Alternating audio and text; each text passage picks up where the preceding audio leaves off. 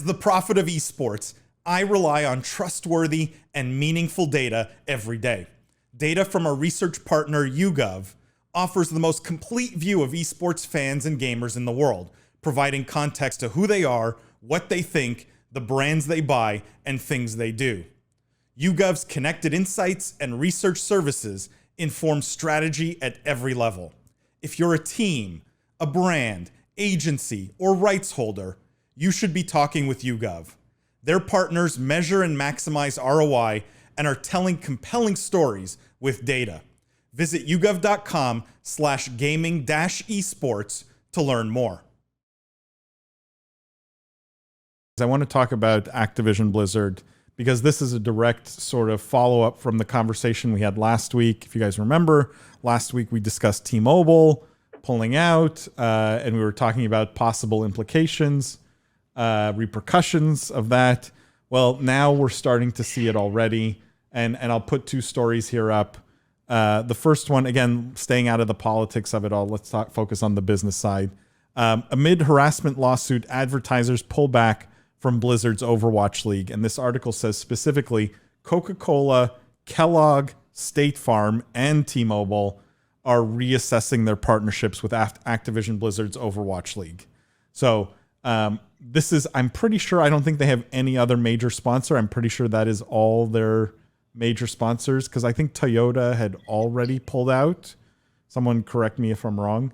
As I believe this is all of their major sponsors. And then adjacent to this, you have another article. This was a report, a rumor that Overwatch League is to go on potential year-long hiatus before Season 5. Now, in response to this article, the Overwatch League Vice President, John Spector, did come back to them and say, we're not...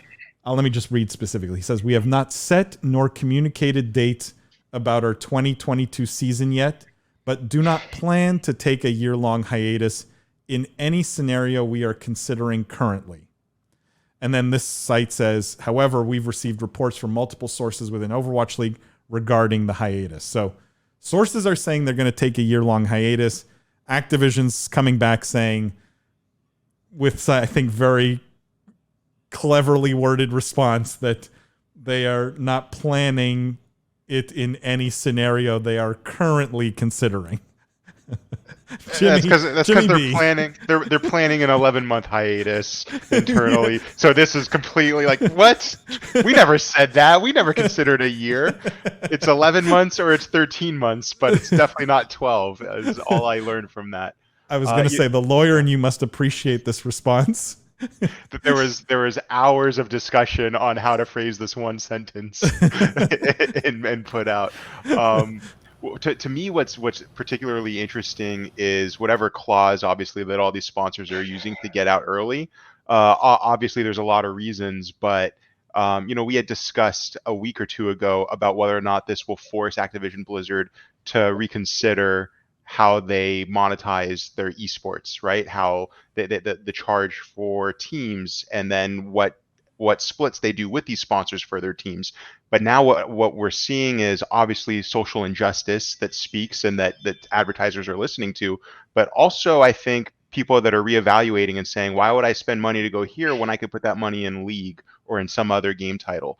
So to me, it wasn't like let's poke fun at Activision's troubles, because they have some stuff to figure out. I think we're also getting a lot of very savvy sponsors that maybe 5 years ago, investor sponsors, everyone, a lot of hype. Let me get into esports in whatever way I can.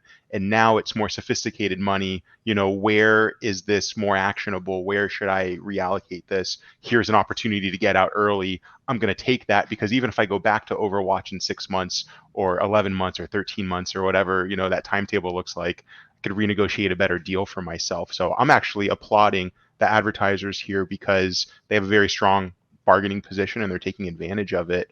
And also sending a very powerful social message, which I probably should have started with, but this is a business show, so that's my defense. No, and it's definitely it's an interesting sort of way to renegotiate a contract for sure. Now, Activision Blizzard, in this article, it says the rumors they're getting out of their sources is that Activision Blizzard is telling the teams that this hiatus is because Overwatch 2 isn't ready, right? And there are some rumors saying Overwatch 2 won't be ready. It won't even be ready in 2022. Like, that's how delayed Overwatch 2 potentially is.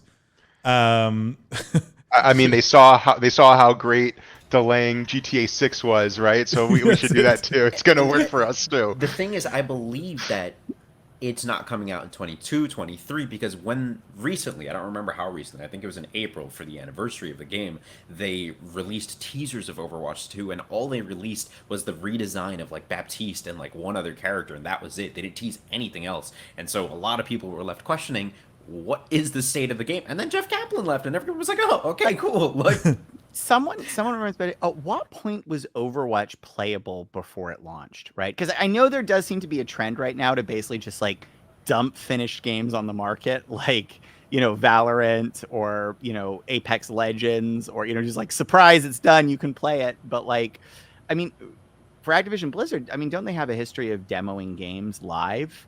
Like, you know, at least a year before launch, right? So Overwatch 2 was playable at BlizzCon 2019, and so I got my hands-on experience with it, but they only allowed you to play one map, which was in Montreal, if I'm not wrong about that.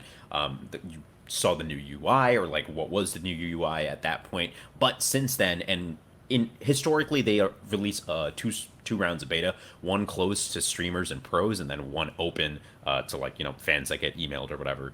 And so that usually happens 6 to 8 months before the actual launch of the title. That's what it was for Overwatch 1, at least. So yeah, we had a playable build at BlizzCon 2019. However, earlier this year, when they had the opportunity to completely hype up their audience and sell this new game and be like, it's coming sometime soon, they absolutely dropped the ball. And so I'm super duper worried.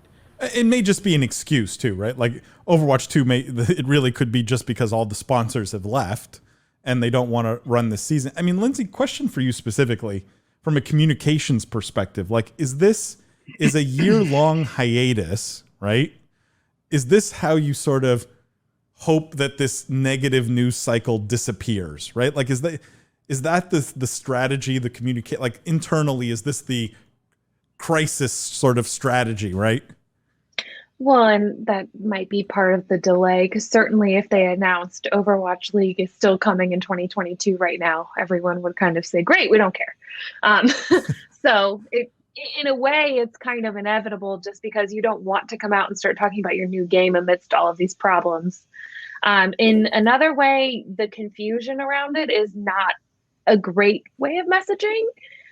And I understand that it's incredibly difficult to set deadlines for these games, but even setting some sort of calendar for fans to look forward to any piece of the game would be a little bit more helpful. Like all the negative news around Activision Blizzard right now, right? And the sponsors leaving, and all, like, this crisis of this sort of like of management crisis, right? Like, where you have Activision Blizzard management doing some pretty bad things, right?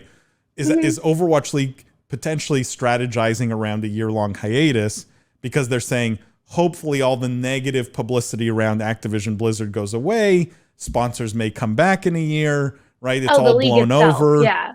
Is my question to you specifically is disappearing the right strategy, or is it better to sort of just face this head on, say, you know what, sponsors have left, we get it, you know, we're going to run this as usual, we're going to earn people's trust back, you know, the fans back, whatever. Like, where are you on that sort of strategy, crisis disappearing strategy? Is way better. Yeah, disappearing is way better. Trying to launch and deal with these issues head on. First of all, anything you do is going to be underappreciated or unappreciated by some segment of the population that's just way too mad at you to see through any type of attempt to reach out.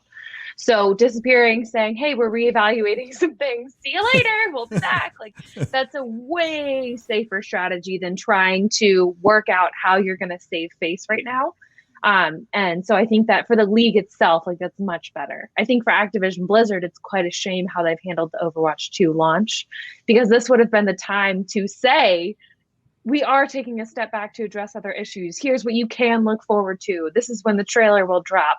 In the meantime, like, we'll announce other initiatives that are way more important or whatever it is. Like there was a real chance at a good strategy for managing all three pieces of those between the Activision Blizzard PR crisis and Overwatch 2 and the League.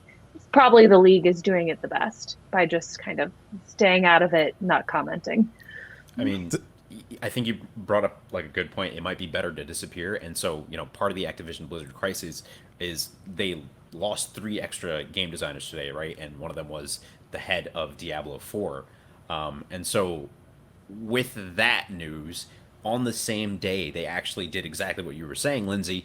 For Diablo 2, here's when the first beta opens, here's when the second beta opens, here's when the third one. They dropped all that information today. They dropped like in Act 1 and Act 2 of the game. They remastered the cinematics. They dropped those on YouTube today too, and they were like, here, go check this out. And it's just like, felt so wrong at the same time as the same day the lead designer of like Diablo I'm not 4 supposed to gets be ousted. enjoying this. Yeah, I didn't watch it because I'm, ethically I'm just like, oh, like what? Like, why now? It feels a little like forced. Right. Yeah. Definitely forced. And it's like, and who cares about no Diablo 4? Because you all have phones, right? Everyone has a phone. They delayed That will just Diablo never Immortal die. as well, actually. The meme that will never die.